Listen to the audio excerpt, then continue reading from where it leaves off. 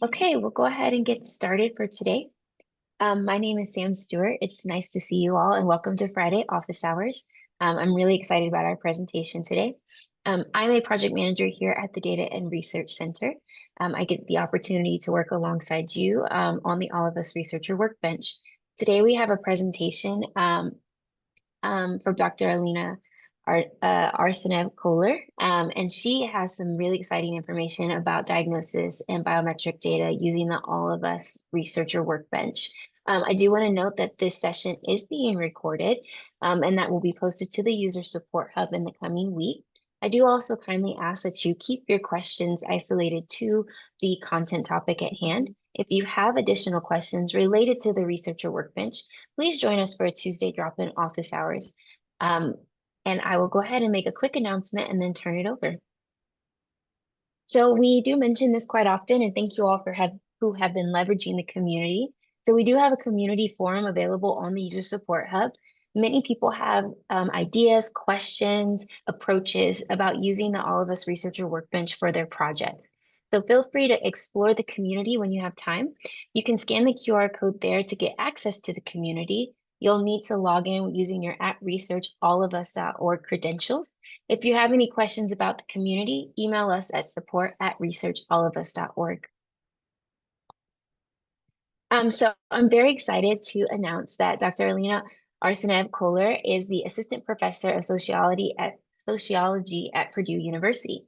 And she's going to be presenting some of her work that she's utilized the All of Us dataset for. Her research seeks to illuminate the role of cultural meaning in health and medicine. She received her PhD in sociology from the University of California in 2022, and then she was a biomedical informatics fellow at the National Library of Medicine in 2024. So I'm going to stop sharing my screen and turn it over to you. Thank you. So I welcome questions along the way. We can hold off on questions at the end, or if you have something pressing. Again, I welcome interruptions and making it more of a discussion format. So don't feel shy about that. All right, I will share my screen now.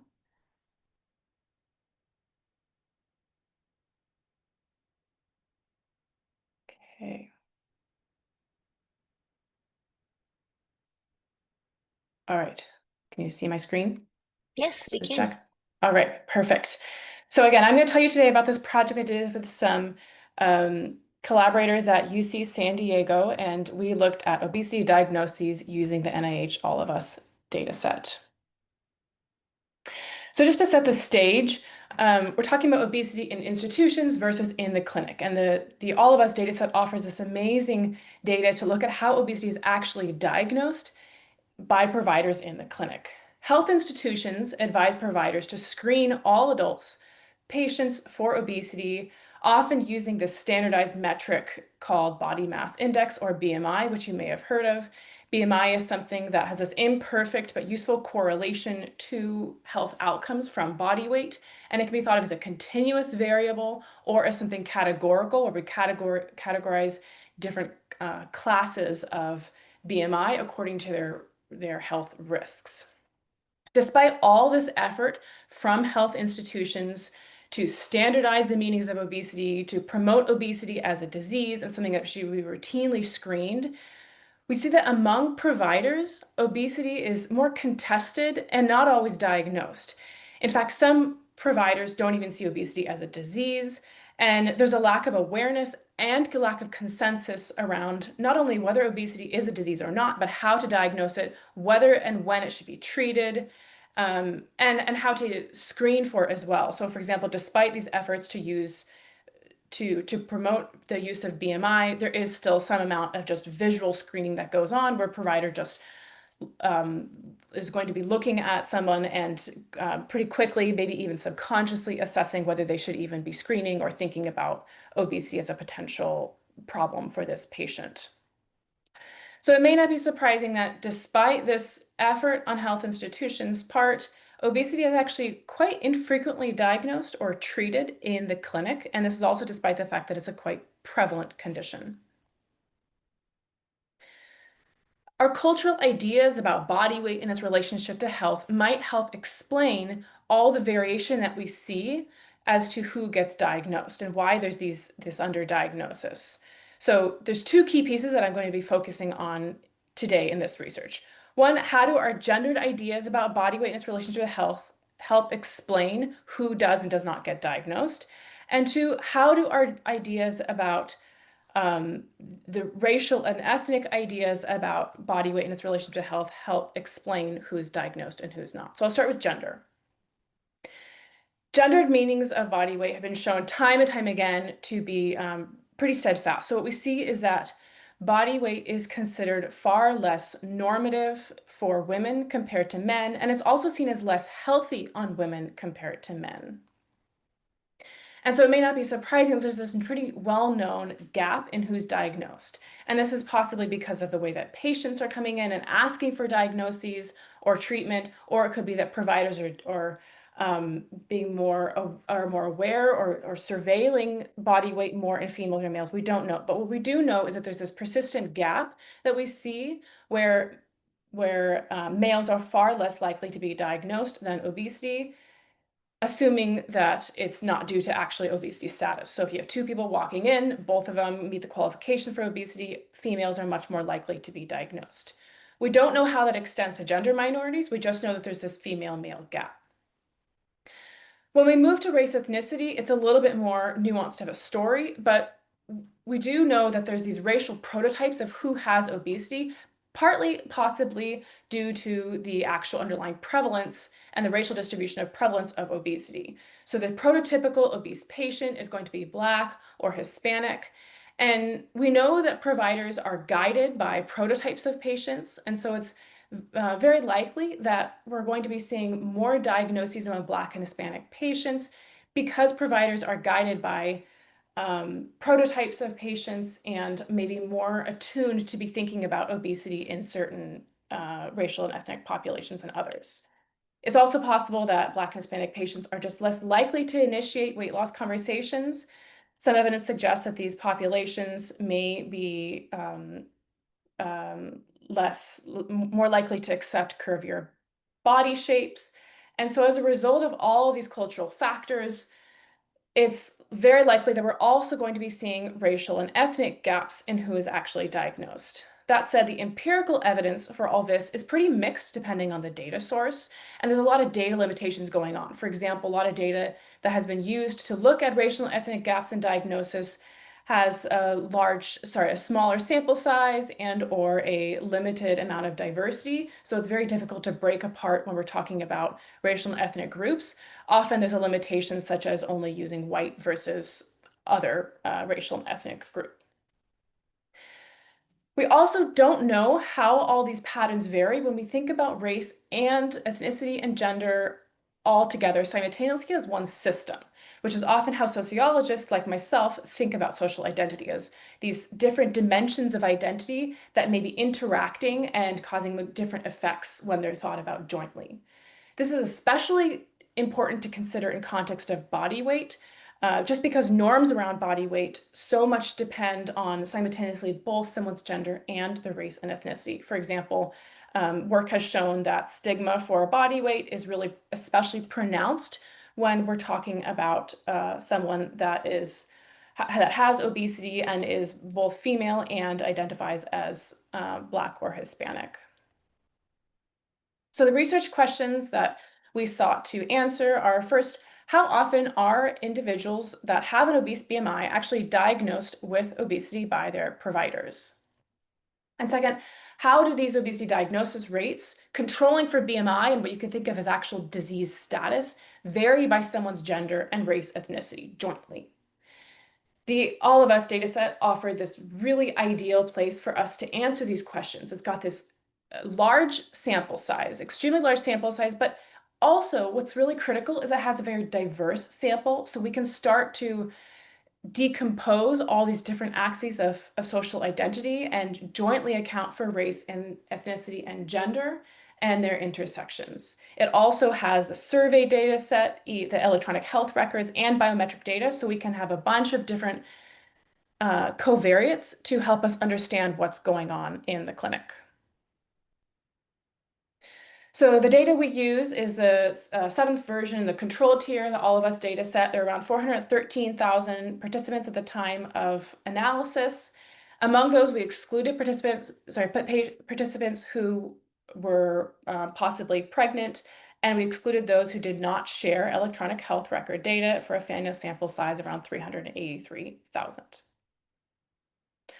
Our key variables that we're trying to understand and going to be predicting with models is whether someone has a clinical obesity diagnosis at any point in their electronic health record. And we're also accounting for their body mass index, which, as I mentioned, is this imperfect but very widely used metric for assessing obesity. And we're also going to be accounting for their comorbidities that are related to obesity, such as hypertension, type 2 diabetes, osteoarthritis, and their overall physical health status, whether it's good, poor, excellent. And this is going to be giving us a sense of when two people walk in and they have a similar health profile, who's actually diagnosed versus not. The key social identity variables are going to be gender, as I mentioned. We've got 3 categories in this study. We grouped gender into woman, man, or gender minority. And then for race ethnicity, the All of Us data set is, the data is collected as if race and ethnicity are 2 separate categories. But what we saw in our data is that it seemed like participants were answering these 2 questions almost like one larger question about their identity. For example, we saw that participants often reported no race, but that actually was those participants who reported no race were actually just reporting Hispanic Latino for their ethnicity. So it seemed like this should be one combined group of race/ethnicity, and the way we coded that reflects those responses. So we have Hispanic Latino, and then we have non-Hispanic Latino white, non-Hispanic Latino black, non-Hispanic Latino Asian, and I'll let you read the rest. The covariates that we include are age, health insurance, highest level of education attained. As much as we wanted to include income, it has a lot of missingness, which I think is one of the challenges here with this data set. There was over 20% missing, and by most rules of thumb, that means it's just too much to work with. We can't impute it. We definitely don't want to just do any kind of list-wise deletion. So instead of using income itself, we used 2 other metrics: housing stability, and then the proportion of people in the participant zip code who are below the poverty level. In sensitivity analysis, we also used recency of healthcare use because, as you can imagine, if someone just goes to the doctor more, they're going to be more likely to be diagnosed. The limitation here is that that really important variable comes from a subsample of the participants who completed the healthcare utilization survey, and it's a pretty biased subsample too. So we do need to interpret those results with a little bit of caution. First, we imputed missing data. Then we ran logistic regression predicting clinical obesity diagnosis, adjusting for someone's body mass index, their comorbidities, their health status, and all those other covariates that might help explain why somebody is diagnosed with obesity or not, other than just the color of their skin or their gender. And we used interaction terms to model this interaction between gender and race ethnicity that we expected to be going on. But interaction terms are pretty difficult to interpret. So in the interpretation, we actually focus more on the gender stratified models. Something I will say is, despite this data set being so large and so diverse, we still ran into problems of low cell counts once we started looking at all these intersections of different social identities. So for example, we found that once we have gender stratified models, there's a pretty low cell count for interpreting the different racial and ethnic categories within gender minorities. And so that kind of also clouds the interpretation a little bit. We want to be careful not to just interpret something that might look like a null result, and that might be just because we don't have enough of a sample size and we're underpowered to detect a result. Okay, so now I'll move on to showing you some of our results, the exciting stuff. So first, the first question is, are individuals who have an elevated BMI actually clinically diagnosed with obesity? And The answer is actually surprisingly rare. So among our participants, around 32% or about a third had a BMI indicating obesity. And that kind of mirrors what we would expect based on overall population trends. Among those that had a BMI indicating obesity, most, or 60%, did not have an obesity diagnosis in their electronic health records at any point in all of their electronic health records. That said, we do know that in general, a higher BMI, whether we're looking at it as something categorical or whether we're looking at it as something that's a continuous, is going to be associated with a higher chance of diagnosis in this data set. So it's not that there isn't any relationship between BMI and diagnosis. We do see, for example, once someone has a very elevated BMI and they're in the highest class of BMI, then they're a lot more likely to have a diagnosis. So there is a relationship here. That said, we do see pretty substantial, what you might think of as underdiagnosis of obesity.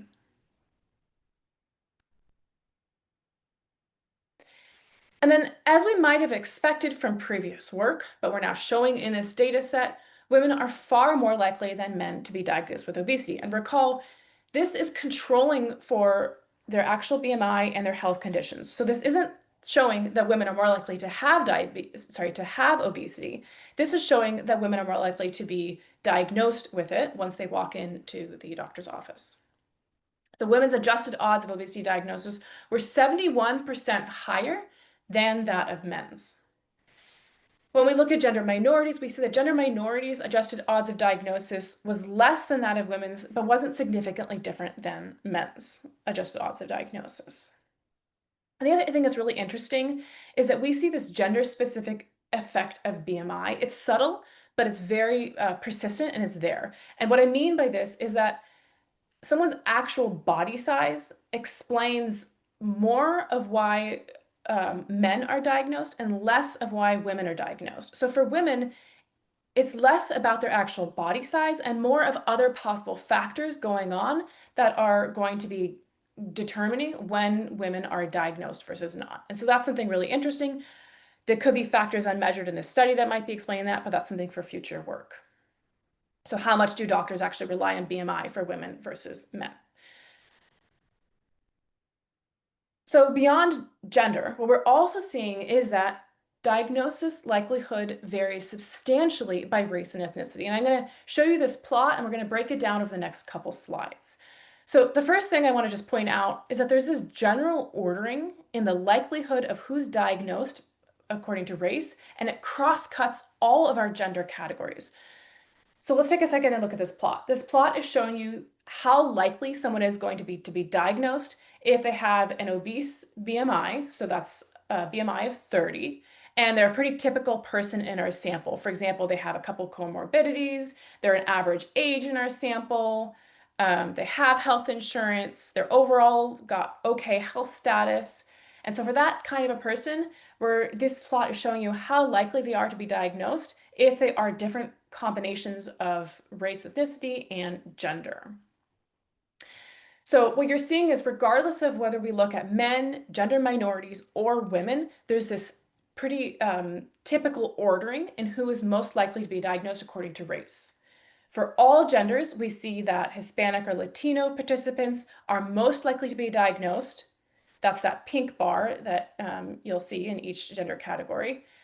And that's followed by non-Hispanic Black or African American participants.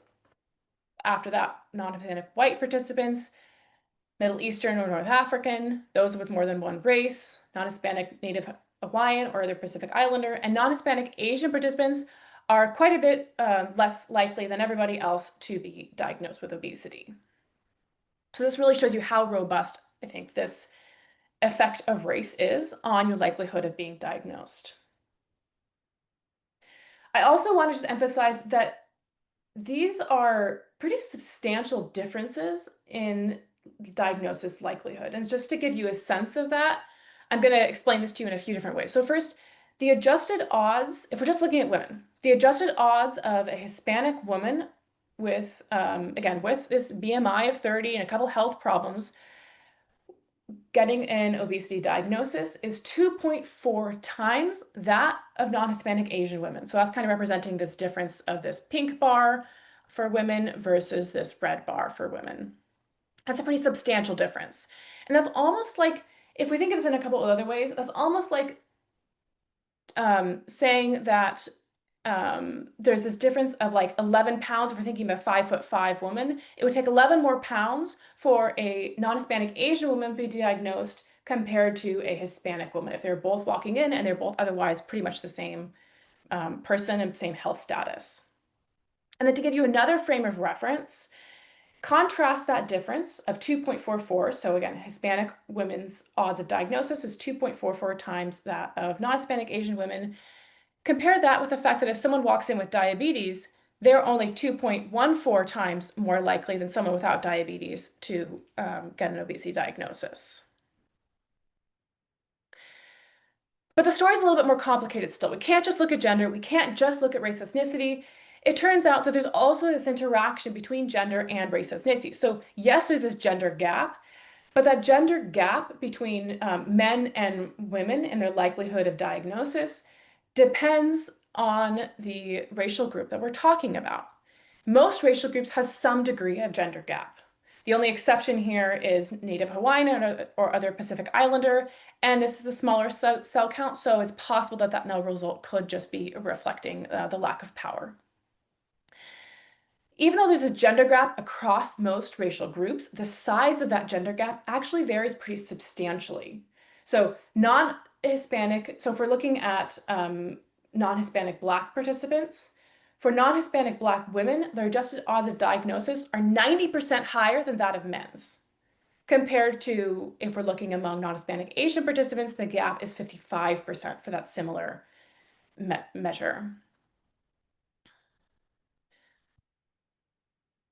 And then just to sum all that up, if we're looking at someone's chance of diagnosis, depending on all their race and ethnicity and gender identities, but again, they've still got a BMI of 30, they've got a couple health problems, they have a health insurance, they're a pretty typical person or a sample. If they're a non-Hispanic, Black, or African-American woman, they're going to have a 32% chance of diagnosis. This is going to drop down to 18% if they're a non-Hispanic Black man, and otherwise everything's the same. And then finally, if that person is a non-Hispanic Asian man, then they have a mere 11% chance of diagnosis despite having, again, this obese BMI and a number of health comorbidities. So wrapping all this up, in general, we're seeing, as we would expect, that obesity is infrequently diagnosed despite it being highly prevalent in this sample and in general in the population. And this has been called in previous work a case of incomplete medicalization.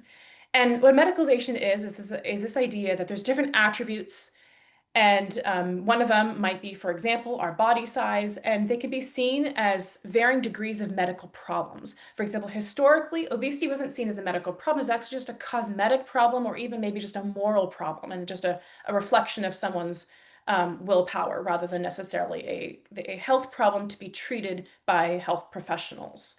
In recent years, it's become, according to most accounts, this highly medicalized problem, but this idea of incomplete medicalization is reflecting the idea that obesity is seen as a medical problem to be treated, to be measured, to be screened by health institutions. When we actually look at provider-patient interactions, it's maybe not seen as such a medical problem because we don't actually see people being diagnosed with it that frequently relative to its actual prevalence. And then we also see that the likelihood of diagnosis is varying very substantially by someone's gender and their race and ethnicity. So what this is suggesting is that it's not even that obesity isn't seen as a medical problem by providers or in these provider-patient interactions.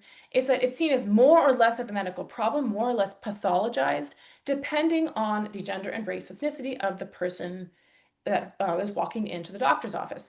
And the patterns that we're seeing in this data around who is most and least likely to be diagnosed according to their gender and race ethnicity maps on strikingly well to this body of sociological work that is outlining the different expectations we have for people's bodies depending on their gender and race ethnicity, about who is seen more as a more prototypical patient with obesity, what kind of bodies weight is seen as more normative or more stigmatized or less healthy or more healthy. And so that's something pretty striking, that we're able to bring these two pieces of literature together, all this work on the meanings of body weight and obesity, and this evidence that we see of who's actually diagnosed in the clinic. So the other thing to think about here is that, just again, we can remember that there's all this work from health institutions trying to standardize the way that obesity is measured and the way that it's screened and diagnosed. So on the one hand, if we have a lot of standardization, this standardization, for if it was actually adopted and we had a very standardized approach to diagnose and measure and screen for obesity, it could reduce some of this subjectivity. And that's something that we know from lessons from other attributes that kind of get to in this same situation, such as assessments of non-compliance or assessments of pain. We know that when there's this lack of standardization, then it invites doctors to use heuristics and quick thinking that may be vulnerable to biases like prototypes of gender and race and body weight. On the other hand, there is some reasons to have some subjectivity in diagnosis. It can reflect providers' really crucial role to tailor diagnoses based on all these things that we might not have been able to measure in this actual study.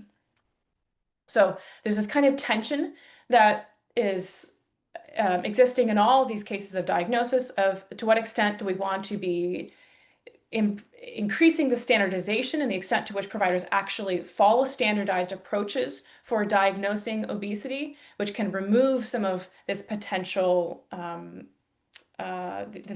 room for bias, and also balancing that with the necessity of tailoring treatment. So the other key takeaway here is that there's this gender gap that's been pretty well established around obesity diagnosis in previous literature, but to my knowledge, this is the first time that we've been able to actually pick apart that gender gap and look at it, not just thinking about gender as something binary, but accounting for, although imperfectly, we're at least starting to be able to account for whether there's also gender gaps if we're not just looking at gender as something binary. So we did find this gap as well between not just women and men, but women and gender minorities. And then we also were able to look at how that gender gap varies if we are looking at race ethnicity as well. And we were able to account for gender and race ethnicity in really this unprecedented granularity. So not just breaking down race as something where we're looking at Black versus white or racial minority or not, but we were actually able to have many different racial and ethnic categories and intersect them with gender. So what are the implications of all this? You may have noticed that I've been pretty careful to say that necessarily this is clearly underdiagnosis or overdiagnosis. We don't necessarily know that. We just know that we're able to look at these patterns of who is most and least likely to be diagnosed. Although that does translate to risk of underdiagnosis and risk of perhaps excess pathologization of body weight.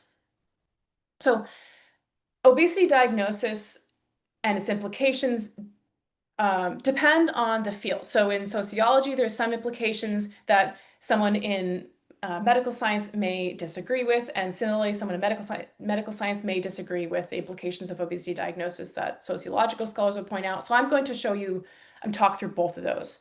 On the one hand, obesity diagnosis, from a medical perspective, offers this step towards shared decision-making around treatment when it's desired and appropriate. And it can offer this really critical step too. So obesity diagnosis is seen as extremely important from a medical perspective. At the same time, there are some risks of obesity diagnosis that I think are really important to point out. And this is the fact that once you have a diagnosis, it pathologizes a condition. So an obesity diagnosis is now pathologizing body weight and can have unanticipated harms such as stigma and potentially even loss of trust in a provider. And what all this means is that we want to get it right. We don't want to have excess diagnosis or underdiagnosis, and we don't want to have disparities in who's diagnosed according to superficial factors. If we think about our actual results, what all this means is that men, and especially non-Hispanic Asian men, are most at risk of underdiagnosis because we saw that they're least likely to be diagnosed, accounting for all other factors. Meanwhile, women, and especially non-Hispanic Black and Hispanic women, are most at risk of all these unanticipated harms of diagnosis. So they're not necessarily likely of risks of underdiagnosis, but they are at risk of those unanticipated harms like stigma and loss of trust in a provider.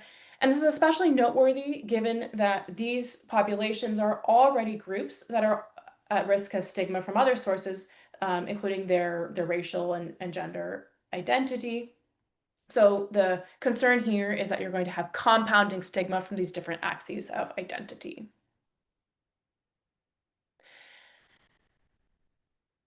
Before I wrap up and turn it over to questions, I want to just end with some limitations and bring up some follow-up questions that I've been thinking about. First, this was all done just at the cusp of before there was this rise in anti-obesity medication. So I've been thinking a lot about how all these results would change if we were to redo this study after the rise of anti-obesity medications. Has this changed who is actually getting diagnosed? And does it change the implications of diagnosis, in particular stigma? I wonder a lot about if our ideas about diagnosis being stigmatizing still carries over when we've got this clear treatment path or clearer treatment path for obesity. The other limitation here is that we're using obesity diagnoses from the problem list. The problem is here that it's possible that obesity is noticed by providers. Perhaps it's even documented in notes, and we're not going to capture that if it's not actually documented in a patient's problem list. So you can imagine there's a number of scenarios where a patient is monitoring, a provider is monitoring the situation, is aware of the situation. It's not that they haven't noticed that this person might be at risk for obesity. It's just they haven't yet, for some reason or another, documented it in their actual problem list. I also mentioned, and I've mentioned a few times at this point, that BMI is this imperfect but widely used measure for assessing risk of obesity. The other concern here is that BMI itself is actually a pretty racialized measure, and so that can have some limitations, which I'd be happy to talk about a bit more in the Q&A of what we're actually measuring when we're measuring risk, the underlying disease status and not just diagnosis, but when we're trying to capture whether someone really has obesity or not. And then finally, another thing that this study has really shown for me is that even when we have this incredibly large data set that is very diverse and very large, we still have the challenges of quantitatively accounting for intersectionality. So that's the multiple axes of identity. And this is because even when we have this really large data set, once we're looking at multiple axes like race, ethnicity, and all these granular categories of race, ethnicity, and trying to intersect it with 3 categories for gender, we still start to see sparsity in each category. For example, we have very few actual cases where someone identifies as non-Hispanic, Native Hawaiian, and it identifies as well as a gender minority. And so that then starts to limit the extent to which we can really account for intersectionality, even in this data set, which is really an ideal data set compared to most. The other challenge is not just the data size and sparsity, but the fact that it's just difficult to interpret these interaction terms. And this is the case even if we had 2 axes, so gender and race ethnicity, but if we had 3 axes, like say if we wanted to also account for how this all changes with social class, then it becomes extremely cognitively difficult to interpret all these different dimensions and how they all work together to produce the patterns going on in the real world.